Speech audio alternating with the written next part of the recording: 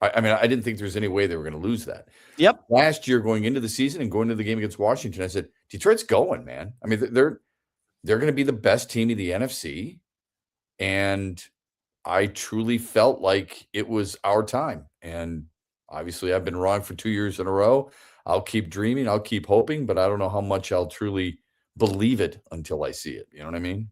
You know what's funny? I don't know if you and I talked about this. I mean, Shep, it kind of got to the point. I remember the Bills game last year in December where I was like, okay, there are just too many injuries. Did I expect them to lose to Washington? No, but that's when I kind of gave up the ghost, so to speak. This year for me, and I'm not sure you and I talked about this, it was Thanksgiving Day. Like, honest to God, it was Thanksgiving Day, and the amount of time that Jordan Love had to make tea and crumpets in the offensive backfield and kind of hop around and decide which guy he was going to use to pick us apart and everything. And that was the day where I kind of said, well, we're going to be waiting one more year. Have you kind of had moments like that the last couple of years? Mine was the Minnesota game this year, the first Minnesota game. I thought they were exposed, and it really concerned me. The year before, no. I would say the year before, maybe the first half against Houston, I was like, ooh. But you and I both know this. I mean, scheduling losses. I mean, it happens all the time, Sean. Yep. So I don't expect a team to go undefeated, just like I don't expect a college team or the Pistons. This is what happens. It doesn't mean you can't be disappointed. It doesn't mean that I automatically second guess them, though. So I thought, man, that first half of Houston really bothered me. And then when they came back and won that game, despite the brutal play of Jared Goff and interceptions, when they came back and won, I said, this is why this team is different. And it almost reinforced my true belief in that team. Yeah. And so I'm looking for that moving forward. I have not seen it yet in the offseason, but there's a lot to be decided. You know, I talked about this with Braylon earlier today. Here's what bothers me about their process. It doesn't mean that they're wrong, Sean, but I mean their process. You see what San Francisco did? They lose a defensive coordinator in Robert Saleh who's really good. Who do they replace him with? Raheem Morris. Yeah. Who has a history there, was a head coach, well-respected. They don't worry, Sean, about, I'm looking for continuity. Everybody wants continuity. But you know what they worry about? They worry about quality first and foremost. And I'm not saying Drew Penzing's not like that because Jared Goff has come out and said, this is a home run hire. Remember what he said about John Morton, too. All I'm saying is I wish the approach was, I don't care how long you're going to be here, Sean. What I care about is what you're going to do while you are here. And I haven't gotten that sense lately. I think there's a Shep. I guess I'll share my frustration. And by no means I think I can put words in your mouth. By no means are you saying it's over the windows closed. And I'm certainly not saying it's over the windows closed. No. I do think that Brad Holmes' approach to things has to change. I really mean that. I remember the 23 trade deadline, and we were so hoping that the Lions would make a move. And I don't like playing what if that would have happened? Sweat. What if that would have happened? We'll never know. So I don't like going down that road. Young, yeah. But I remember like sitting there with Lomas. Lomas and I were doing the radio show at the time. And I'm not going to lie, we were both dejected. We were both like, okay, I've watched other teams make moves. And then 24 and then last year and everything. And I'm not saying you go sell the farm, okay? But I must confess, I do believe that there's a reason that a guy like Howie Roseman has won multiple Super Bowls, okay? That he's not afraid to make that move and say, cap schmap, I'll worry about it tomorrow. My impetus should be making this team better and putting the team in the best possible position. And I'm not insinuating that Brad Holmes isn't doing that, but I don't think I've felt, and I think a lot of fans feel, Shep, that there maybe isn't that earnestness that no, you know what? We got this guy with the chip on his shoulder. We got this guy coming back from injury and everything. I think sometimes if you're really, really close, I think you say, yeah, let's go for it. Let's try to get one now, and I'll worry about the issues next year when we have to worry about it. Well, you've stayed steadfast on that. You said it about the Tigers. I would assume you'd be saying that about the Pistons, considering the amount of capital that they have at their disposal. Yes. I don't disagree with that. I guess the armchair quarterback in anybody would look back and say Jalen Phillips did not help the Eagles. Mm-hmm. Zadarius Smith did not help the Not help Eagles. the Eagles. They No. picked up another corner who left, or he retired as well. I mean, they had two guys retire and another guy who had a really good game against Detroit, and after that, he wasn't there. But how much, when you said that, I was immediately thinking about Dylan Larkin and what he said about Steve Eisman's lack of tradability at the trade deadline a year ago. How much does that play a role in players? I suppose it depends on the individual, right? But you said the key thing, I think, at the beginning of your sentence, and that was he's got to do some things differently. I'm not saying he has to revamp everything, every philosophy. I'm saying there has to be a few things that he has to address more importantly and with more of a sense of urgency. Go out and grab a free agent, okay? I mean, DJ, how many free agents have really worked for Detroit? You and I could count them on one hand. Kevin Zeitler has worked out, right? DJ Reed, did he work out? I don't know. I don't know if he's worked out yet. You're looking for a guy who you can sign and make an impact right away. So if it's not David Montgomery, it's not Kevin Zeitler, maybe DJ Reed, who are the other free agents he signed? And you've said, yes, now I feel like we've addressed something that needed to be addressed. Yeah. Shep, you know what? I think what goes hand in hand is trade deadlines too. You know, there was a time, didn't it seem, and the reality is, as you well know, doesn't always match up with our memory. But didn't it seem like the Red Wings for years just added somebody of note? Yeah. And I always say, I'll never forget, Shep, I was on the air the moment that Rasheed Wallace came here. And whether people want to admit it or not, they lost their minds. Why are we bringing him here? Oh, my gosh, he's going to upset the – when's the last time one of our franchises made a real serious move at trade deadline? Shep, honestly, David Price? Maybe David Price, honestly. Yeah. And that was, what, 2014? It just doesn't seem like the teams in this town are making that big, bold move at trade deadline. And why do we feel like if you acquire one guy, you're going to upset the proverbial apple cart? Don't get it. If you're proud of what your team has built, and you're proud of its leadership, and you're proud of its quote unquote culture, one guy coming in, should they make that much of a difference? If the culture is really that strong, if the culture is all about hard work and defense or whatever it may be, right? Whatever the mantra is. How can one guy come in and upset all that? Then it must not be that strong in the first place. I agree. I remember, Shep, I said that day with Rasheed Wallace, when in Rome, do as the Romans do. And he did. I mean, he fit in like hand in glove. And you know, we got – What did Mark Aguirre? Yeah. Oh, absolutely. Going years earlier. Hello, friends. Jason saw Escanaba over the weekend. They looked awesome. Johnny Stacks. What's up, John? Guys, totally off topic. I'm pissed off about the Tigers completely fumbling on Skubal. They signed nothing this offseason. Who starts at third baseman, center field, opening day? Verlander leaves for junk. Scherzer walks.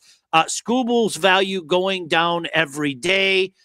He keeps going. Holmes has drafted decent. Trades and free agents have been awful. Wings and Pistons need to make a big deal. Name the last big free agent signing by our teams. I think people should be, so the Tigers thing, I think people should be really upset about that, because I wonder what kind of hangover effect that'll have, how it affects other players coming here when you lowball your best player. And let's face it, when you go into arbitration, the team is telling the arbitrators why this guy doesn't deserve more money, and the agent is arguing for the player why he does. Yeah. Corbin Burns talked about it and how it was really disappointing for him in Baltimore, right? Yeah. All that stuff. So I get all that. As far as some of the others, who's going to start at third base, I'm disappointed that the Tigers, and maybe they did, Sean, but we haven't seen any reports that if you're going to spend $15 million on Alex frickin' Cobb a year ago, and he's not going to pitch anything for you, and he made 3 starts the year before, and you talked him out of retirement. You saw a guy who made 3 starts, was absolutely basically worthless, but you found a way to give him $15 million. How do you not at least give what the Reds offered Suarez, knowing that he would fit exactly what you're missing. Doesn't mean he's perfect. He's not even close. I wouldn't want him at third base. But for 1 year, $15 million, 49 bombs, 118 RBIs. Now, you and I at some point doing this show would be saying, oh my God, I can't believe how much he strikes out. Strikes, 4 times, 3 times. Dude strikes out a crap load. All right. If you think Riley Green strikes out a lot, look at Eugenio Suarez year by year. All right. So there's a lot of strikeouts in the lineup. He's also very productive in terms of driving in runs, hitting the ball out of the ballpark, stabilizing the middle of the lineup. Who's going to play third? Cole Keith, Zach McKinstry, both. I wouldn't call them power hitters, and they're both left-handed sticks. So I get what he's saying there. I mean, that's the frustration is not just with Skubal. It's I like the Finnegan re-signing. Okay. I mean, some of the other guys, whatever. I mean, you want Drew Anderson? Go ahead. That's fine. You re-upped with Gleyber Torres. Okay. Not a great defensive second baseman at all, but $22 million. Again, you're going to pay $22 million for him, and he doesn't field his position very well, but you're going to give Tarek Skubal only 19. I mean, to me, it makes absolutely no sense. What they have done or what they haven't done makes no sense to me whatsoever. Shep, then let's go back to Howie Roseman. And I'm going to compare and contrast. And it's interesting that you brought up Larkin, and then I think the Tigers fit in as well. If I'm a guy in that room, you know what I'm saying? It didn't work. I guess we're going to have to live on the memory of us winning the Super Bowl. In Philly's room. Yeah. But I know we have a general manager who's going to make an effort. He's going to work to make us better. Yeah. That's exact. And I think that's the difference. I really, so like, I understood Dylan Larkin's frustration last year. I do. I think there's a better way to say it. I do. That's probably a conversation as the captain of the team. I think I would march into Steve Yzerman's office and just go, Steve, I got to let you know, as captain of this team, not only am I frustrated, but guys are talking this way, okay? Mm-hmm. Give me something to tell the boys in the room. Is this a stay the course? Where's your mindset? Because you know what? The guys are grinding right now, and it's a little frustrating and everything. And I think the same thing goes with the time. Shep, I was reading something in the Atlantic, and I enjoy the Atlantic, okay? I'm not like one of those snobby guys. I enjoy the Atlantic. Yeah. But one of their writers gave the Tigers a C+ today for their offseason. And the Athletic. You said yeah. The Athletic. Yeah, that's okay. My jaw kind of dropped. And like, honestly, Jim Bowden. Yeah, Jim Bowden. Based on what? Based on what? Well, based on Finnegan, based on the re-signing of Torres, which, again, I don't agree with. Okay? Right. And Kenley Jansen. That's what it's based on. Sure. My question, and look, the back end of their bullpen looks fine. My question to him would be, the area in which they were weakest, how did they address? And they didn't do anything. Yep. Okay. Do you think Dylan Dingler's going to hit 30 homers? You expect 30 or more out of Torkelson. This is what kills me about this town and Torkelson. And I've been an apologist for him at times, but I chastised him 2 years ago. You're expecting 30 and 90 to 100 from him. That's fine. I expect it too. Who else? Yeah. I mean, Riley Green hit 36 bombs and drove in 111. All people talked about was his strikeouts. Yeah. Okay. So give me the other right-handed stick. And I swear, man, I mean, if people start talking about all these young guys, I'm so tired of hearing about prospects. And by the way, they're left-handed. McGonagall's left-handed. Clark's left-handed. Where's the right-handed effing power? Tell me. Yep. By the way, an old friend, Diana Ritter-Nicole, Caribou Drew's wife, says hello. Remember her from back in the day at the Fan? Hi, Diana. Yes. Say hi to the fam. Yeah. Guys, most fans are cool with winning decent amount of games in this crap division and hanging out, drinking skinny, fruity drinks. More on that in a second, Johnny Stacks. C+, they've signed nothing new. Jansen is an old name. Come on, guys. This is dollar store shopping and saying you bought Gucci. Mm-hmm. Shep, I was talking to Maz about this morning, okay? Mm-hmm. You and I grew up in an era. I don't remember 68. You don't remember 68. Okay. I heard about 68 my entire youth. Okay. I hated the 1968 Tigers. I did. I hated because all I did was hear about 68. Right. And that time growing up, time is different when you're little. It seemed like there were no championships in this town. None. There was a 16-year span from the 68 Tigers to the 84 Tigers. Nobody else did anything, as you well know. All the other teams in town stunk. Then, obviously 89, 90, the Red Wings. Shep, we're on an 18-year titleless streak in Detroit. Wow. I mean, think about that. When you were a kid, you thought, wow, I 19. try not to think about that, but that's It's that crazy. really smacks you in the face, doesn't It's it? crazy. It really is. And I'm not saying that the Pistons are ready yet. I think What does that mean? What was somebody said that to me today? They said you don't have to make a trade, and I said, why not? They said because we don't know who they are yet. I disagree with that. Yeah, they said they're not ready, and I said, what? I don't understand what that means. Here, do you know what I think, Shep? I think they can, and honestly, I think they will win the East. I mean that, okay? Taking on the Thunder is a horse of a different color. It is. I mean, they've been dominant for 2 years. They're the defending NBA champions, and I think that the Piston team, as is right now, would not match up well with the Thunder in a 7-game series. Probably not, but that doesn't mean that they're not ready. It doesn't mean that you can't add to them. It doesn't mean that's $1 million question. What are you prepared to do? Yeah, I mean, I don't care personally. I don't care about draft picks all that much. You got your first rounder for each of the next 7 years. Great. You're supposed to be drafting near the bottom because you're supposed to be so good. Great. You've got 14 second rounders or something like that over the next X amount of years. Fine. You've got a ton of cap space. Great. You're going to need, another big time player. And I'm not saying it's Giannis Antetokounmpo. I'm not even in favor of Michael Porter Jr. because he didn't play any defense. But you need somebody who else is more of a threat than what they have right now. Okay, if you think Jalen Duren is the Robin to Cade Cunningham's Batman, great. Then you still need somebody who is, whoever the butler is or whatever that guy's name is. Alfred or Batgirl. Or Batgirl, somebody like that.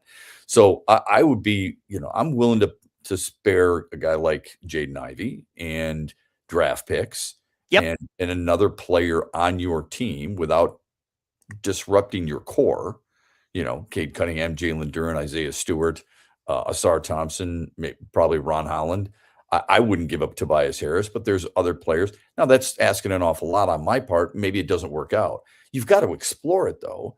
This team, just because they haven't won a playoff series and didn't beat New York last year, doesn't mean that they're not ready.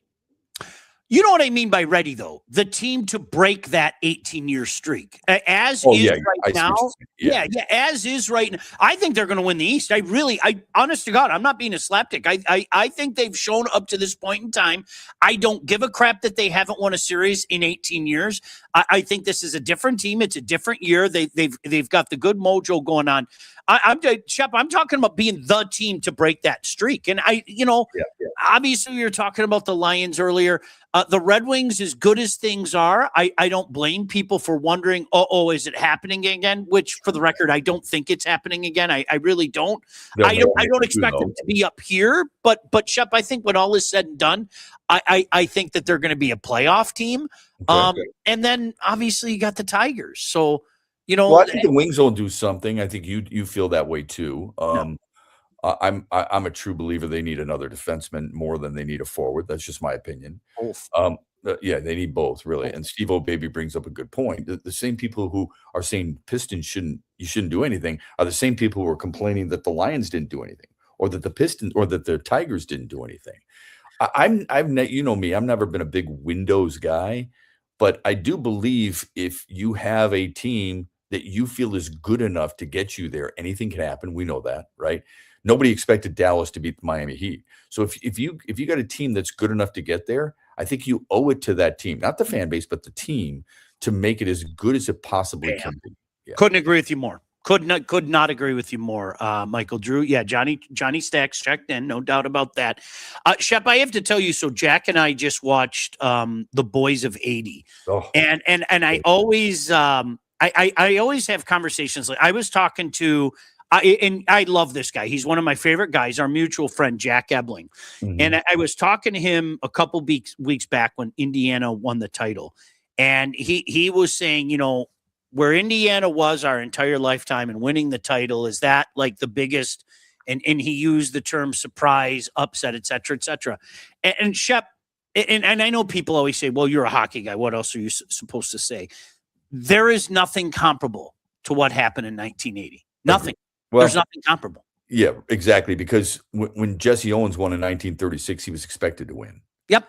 but it was the good guys beating the bad guys. The only thing I can think of, Sean, was the 1972 basketball Olympics when Russia was very fortunate with some late calls. Mhm. Won the gold medal 51-50, actually had time put back on the clock. Team Mhm. USA lost. Guys like Doug Collins was on that team. Guys like Bobby Jones was on that team. A lot of them didn't accept their silver medals. This was truly country changing. I mean, it made everybody. I can't think of another. It's not just sports. I can't think of another moment that made people feel this good about their nation. Can It you? is. And Shep, you know what's funny? In everything else that we talk about, like if you bring up a 16 seed beating a 1, and we've seen that. If you bring up Indiana, you're talking about college players taking on college players. Okay. Mhm. This was in name only, amateurs versus amateurs, but everybody and their damn brother knows that those Russian teams were not amateurs. Everybody knows how it worked. These were professional athletes working for the government, legitimately working for the government. And that's why I say I can't compare there's nothing to compare it to, because you're talking about pros who went and beat the NHL All-Star teams just a year earlier, pros against college kids. And so you can't, like, there's no other comparison to me. That's they're just wide apart.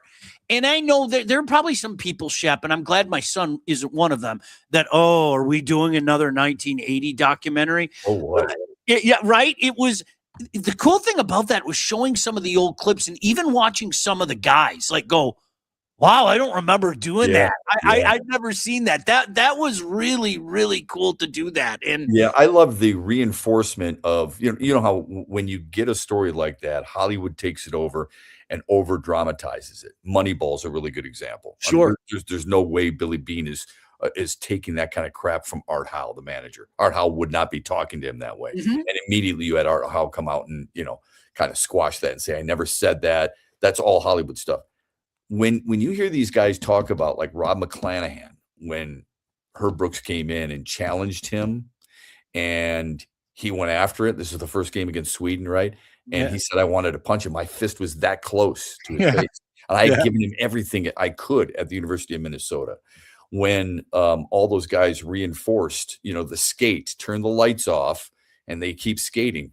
Michael Ruzioni said it was for like an hour and a half. Mhm. And in the movie, it didn't feel like that. The movie felt like it was as close to reality as anything I could have possibly seen in sports.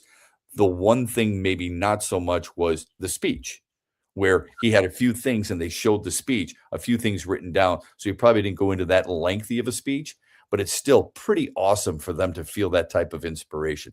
I loved every second of it. I could watch it over and over and over again, just like the movie Miracle, which I think is the best sports movie ever made.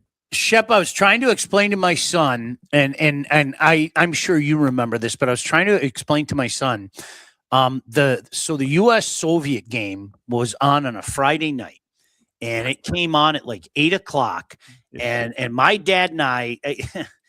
You think about this stuff and it's like it hits, it really does. My dad and I skated in our backyard. We had the rink in the backyard, and then we went inside to watch a game. And I'll never forget it because there was no internet. There was no, there was no news out there. But it was tape delayed. Yeah. You knew the game was over, but you Correct. didn't know the results. So you're watching the game. And I remember when they scored to go up on Louisiana's goal 4-3.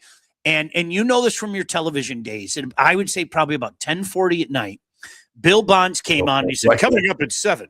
They're coming up on 7 at 11:00. Yeah. We talk about that historic victory by U.S. And my dad and I were like, you son of a bitch. Right. You son of a bitch. And then, of course, my dad, being my dad, goes, well, that's it. I guess you can go to bed now.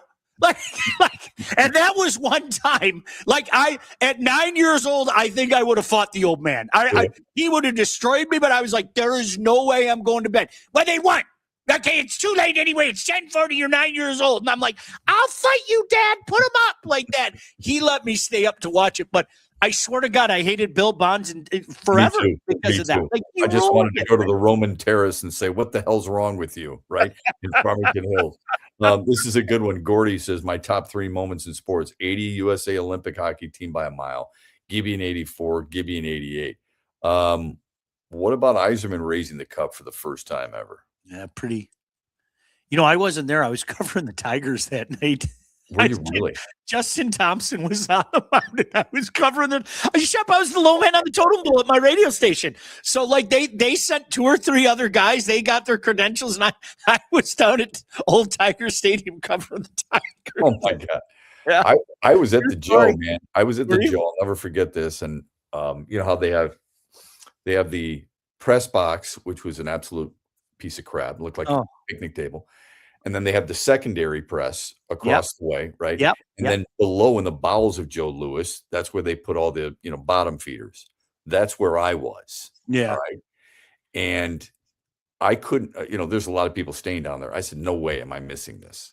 Right. And I walked up into the arena and I got to the second level, not way up, but the second level. And I stood next to a Detroit police officer while it was winding down. And he and I looked at each other, and he was crying.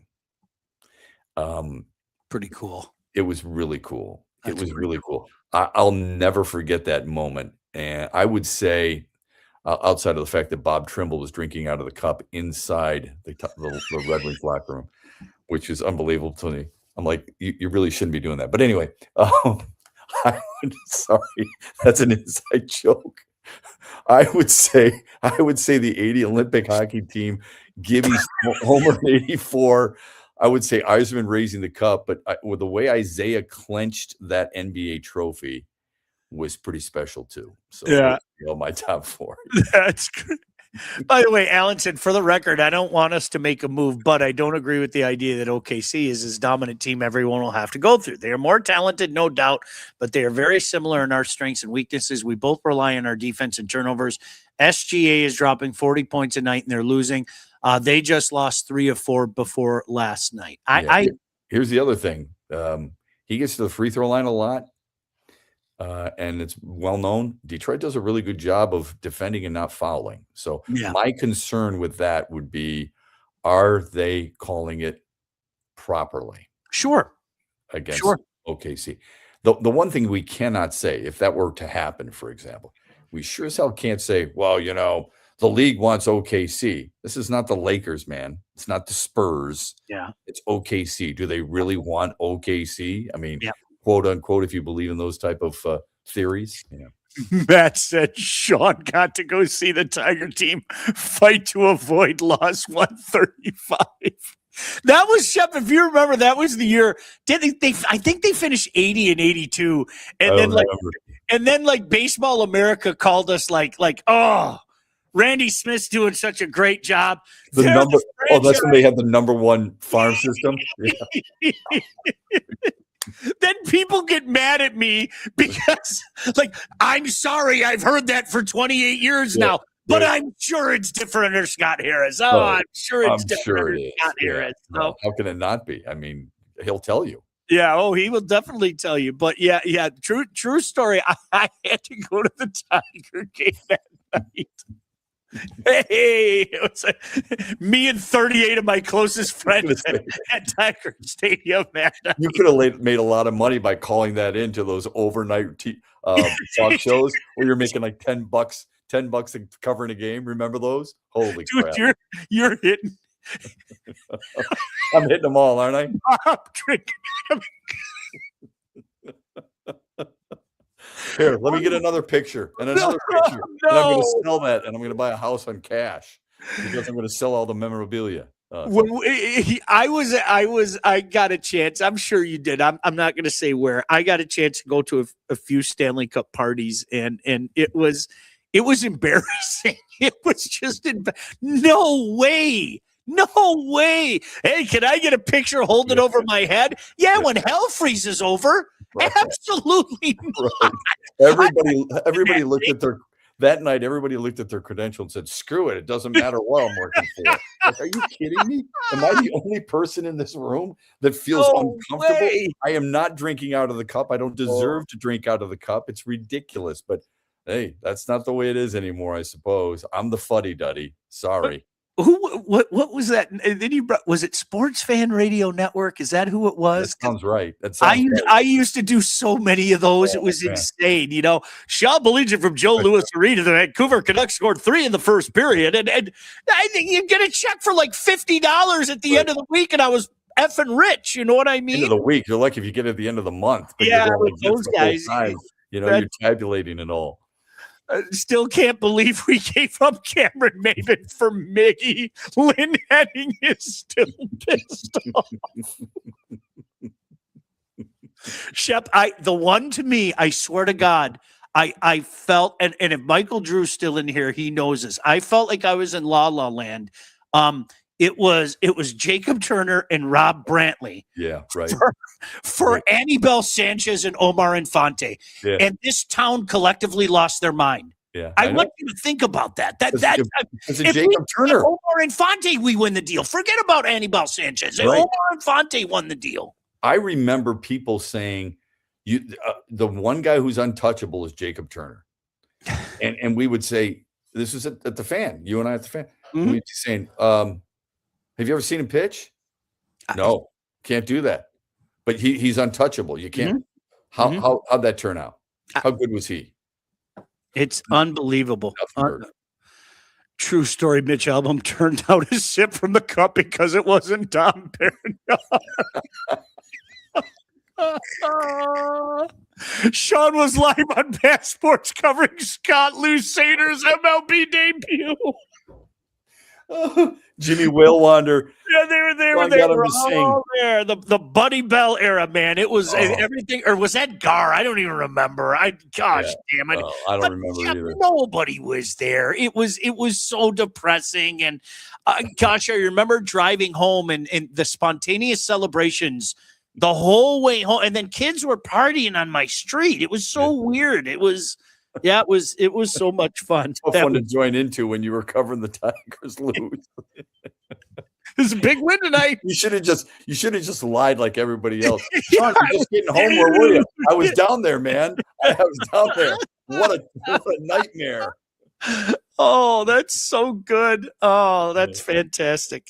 Who do you like in the Super Bowl, by the way? Have you decided yet? Me too. Seattle. Yeah, I don't see. I mean, it's probably not going to change my mind either. But I don't know what could happen to change my mind, but I do like Seattle. No, me too. I think it's the combination of what they can do offensively and defensively. So, although New England's defense is really impressive too. Oh yeah, absolutely, absolutely. When are you going to start reading NFL mock drafts? Well, I'm not reading them yet, but Shep, I got to be honest with you. I've probably done no less than 200 in the past 2 weeks. I'm not even joking. I do it way too much. I admit that I am part of the problem because like the way that they are like mocked right now is not even close to what it's going to be once the Underworld Olympics come out and everything. Yeah, I know it's ridiculous. I saw somebody yesterday and they're like, the first round, the Lions took an offensive tackle. Second round, they took a defensive end. Third round, they took a guard. Fourth round, they took a tight end. And then they took a safety. And I'm like, oh, so you're just saying they're going to address all their needs based on, who the highest rated player was in that position. Yeah, it works so well. That's not how it works. It's unbelievable. The radio station then made Sean do a 3-hour post-game show after the Tigers game. No, they made him do a 3-hour post-game after the Red Wings game when he didn't even see it. I wasn't seeing it. I was still in Toledo at the time. So legit, Shep, I was 26. Like I was legitimately, I was the kid. So I thought you were at DFN. No, I wasn't at the Fan yet. I didn't go to the Fan until 99. I started at JR doing weekends with Bob Trimble. Did 4 months. Was it really with Trimble? I swear to God. Oh, dude, I'm sorry. I didn't mean to bring that up then. Shep, he was at Channel 50 when he did this. It lasted all of about 1 month. And they said to Bob, you're not a radio guy.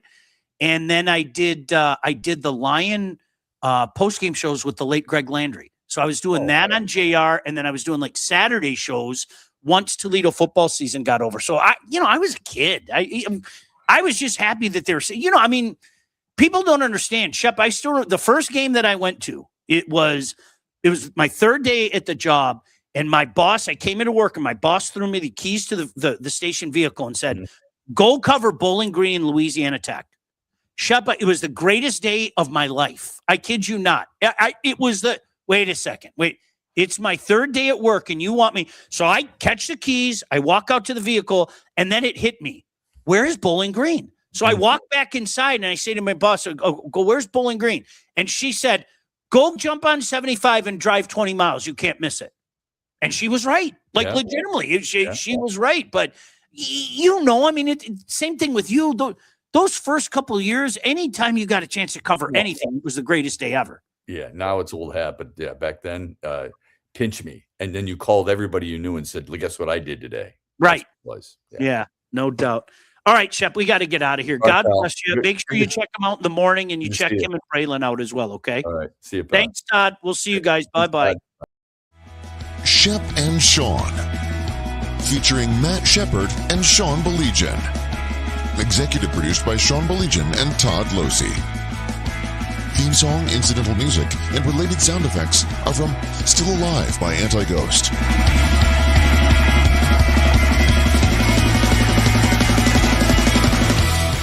Engineering, mixing, and graphic design support provided by the Unsyndicated Podcast team. Don't forget to like and subscribe on all your favorite channels. While you're there, be sure to rate and review the podcast. Call the Unsyndicated hotline at 248-237-3257.